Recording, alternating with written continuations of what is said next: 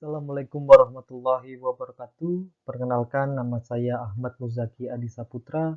Saya adalah peserta Latsar Angkatan 99 Kelompok 3 tahun 2023. Saya bekerja di instansi pemerintah Kota Serang, unit kerja Dinas Perhubungan Kota Serang. Pada kesempatan kali ini, saya akan memaparkan terkait dengan identifikasi isu di instansi Dinas Perhubungan Kota Serang untuk mewujudkan smart government. Berikut adalah timeline yang akan saya paparkan. Yang pertama adalah identifikasi isu dan kondisi saat ini, dampak isu, para pihak yang terdampak dari isu tersebut, kemudian analisis isu dengan metode APKL, ada analisis penyebab yang menggunakan metode Fishbone Analysis dan analis USG, serta yang terakhir adalah gagasan ide kreatif atau solusi atau rekomendasi yang akan saya berikan.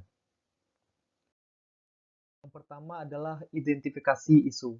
Identifikasi isu ini adalah identifikasi yang ada di Dinas Perhubungan Kota Serang. Di sini ada 5 isu yang ada di dinas saya bekerja. Yang pertama adalah belum optimalnya penurunan angka kemacetan, di mana pertumbuhan kendaraan yang tidak sebanding dengan panjang jalan, kurangnya disiplin berlalu lintas, serta masih banyaknya pengendara yang tidak mematuhi arahan petugas yang ada di lapangan. Ini menyebabkan belum optimalnya penurunan angka kecelakaan. Kemudian isu yang kedua, belum optimalnya pelayanan pengaduan masyarakat terkait penerangan jalan umum. Pelayanan penerangan jalan umum menjadi salah satu tugas dan fungsi dari Dinas Perhubungan. Dalam pelaksanaan perbaikan yang terjadi di lapangan masih belum adanya standar yang baku dalam melaporkan kerusakan atau kendala-kendala yang ada di lapangan. Dikarenakan pelaporan PJU ini masih menggunakan sistem manual. Masyarakat langsung datang ke kantor dengan mengisi formulir pengaduan, lampu mati di mana, baru petugas datang ke sana. Isu yang ketiga adalah belum optimalnya absensi digital untuk petugas dalop atau petugas pengatur lalu lintas di lapangan.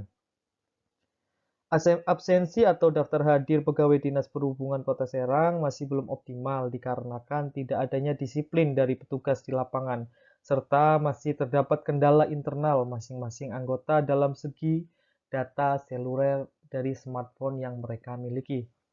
Kemudian yang keempat, masih rendahnya tingkat kenyamanan angkutan umum.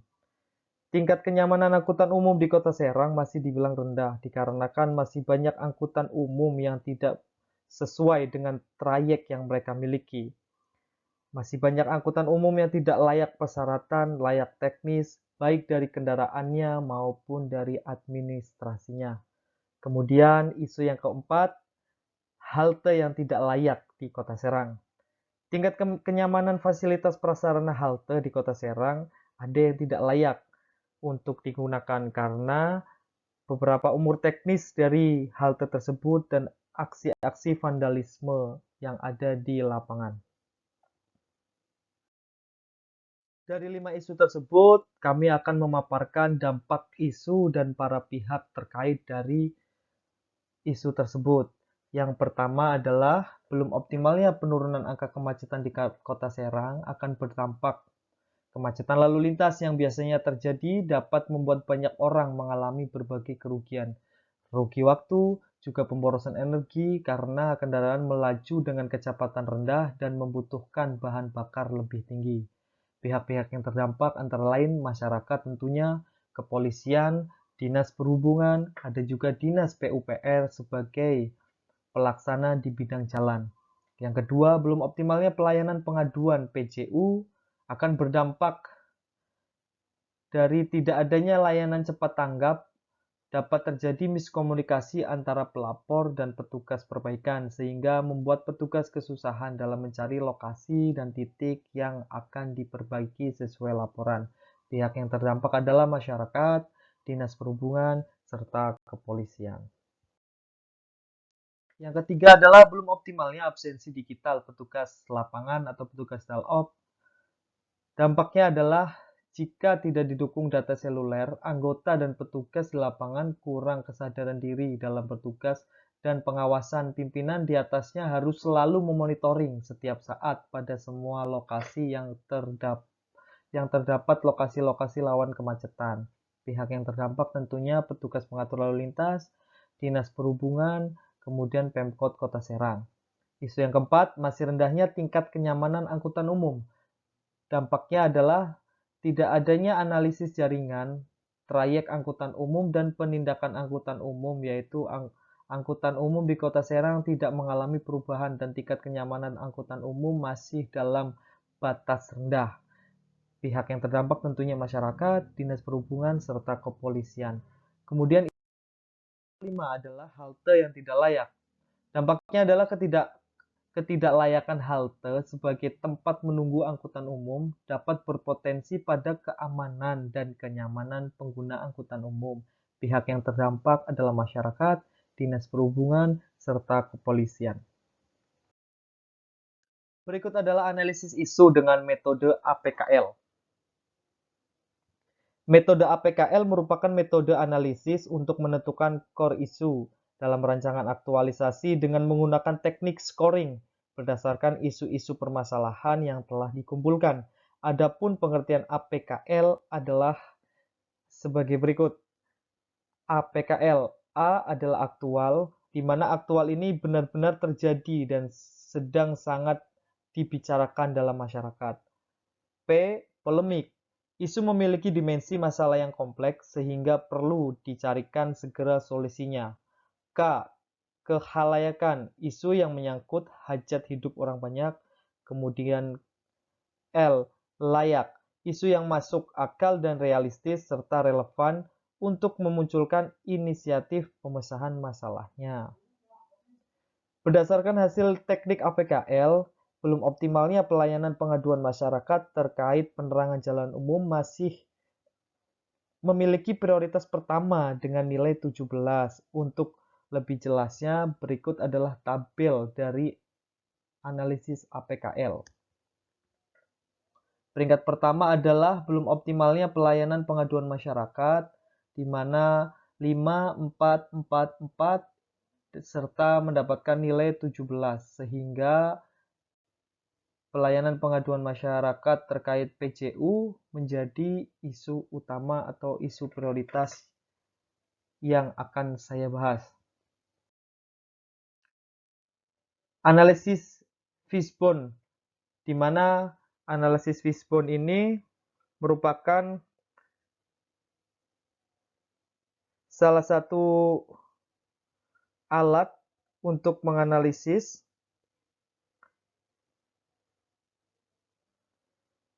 permasalahan atau isu utama. Bisa kita lihat bersama pada analisis Fishbone ini, belum optimalnya pelayanan pengaduan masyarakat terkait penerangan jalan umum.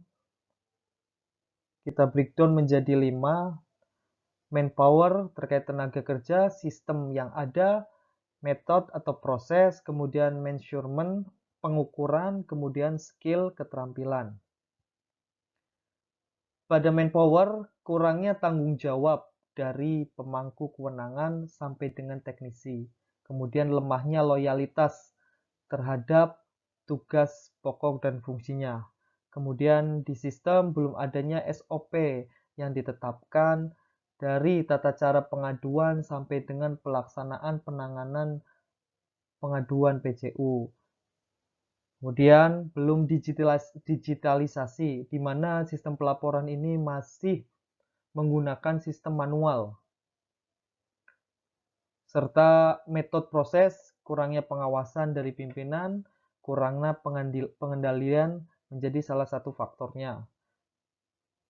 Terkait dengan pengukuran, ada faktor eksternal, ada faktor tidak adanya evaluasi. Ini menjadi penting untuk melakukan perbaikan. Kemudian skill keterampilan, kurangnya inovasi, kurangnya pengetahuan. Penerangan jalan umum adalah fasilitas prasarana yang memberikan manfaat untuk masyarakat banyak karena menyangkut dengan keamanan dan keselamatan masyarakat dalam berlalu lintas.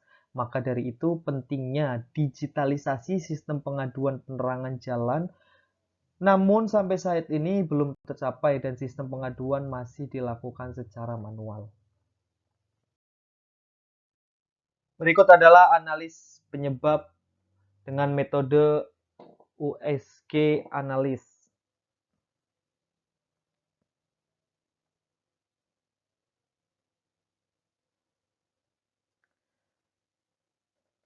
Metode USG analis merupakan alat bantu untuk menetapkan ranking akar penyebab dari isu utama sehingga dapat dilakukan perbaikan, peningkatan, penyempurnaan, dan penyederhanaan.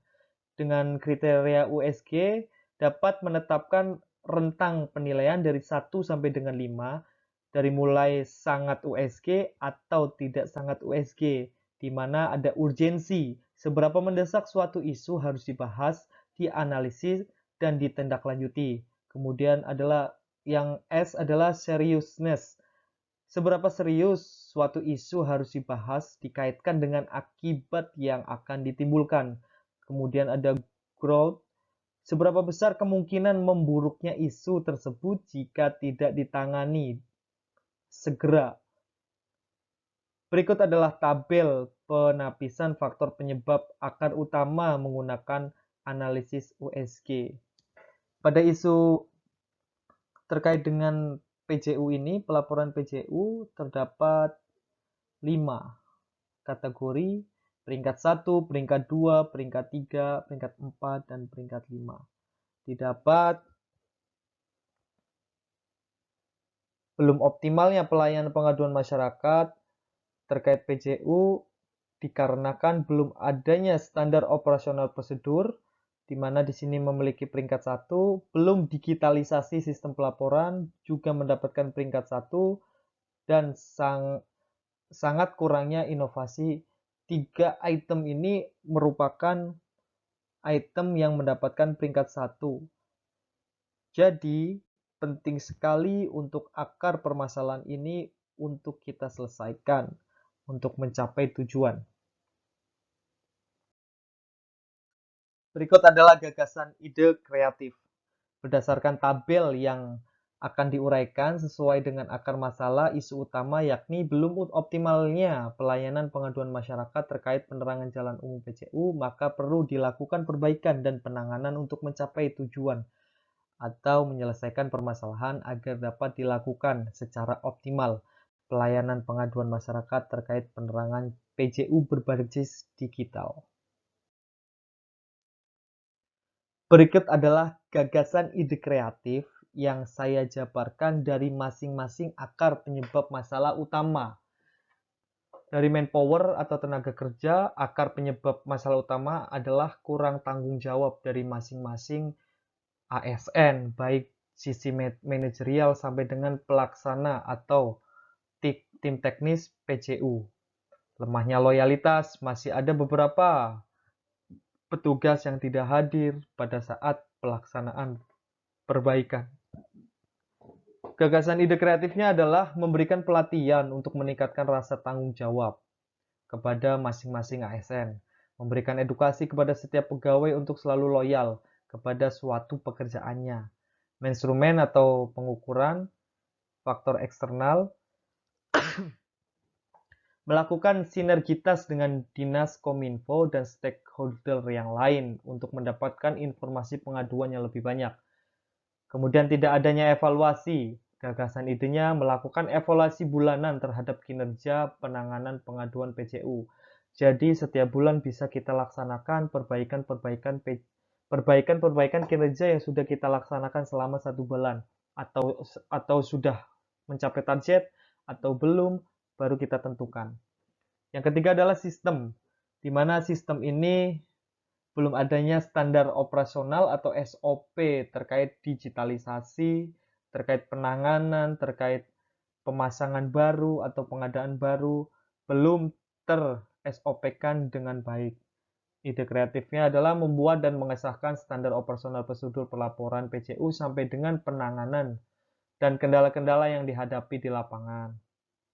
Belum digitalisasi, membuat sistem atau aplikasi guna melaporkan jika terjadi penerangan jalan umum mati atau rusak. Digitalisasi ini sangat penting mengingat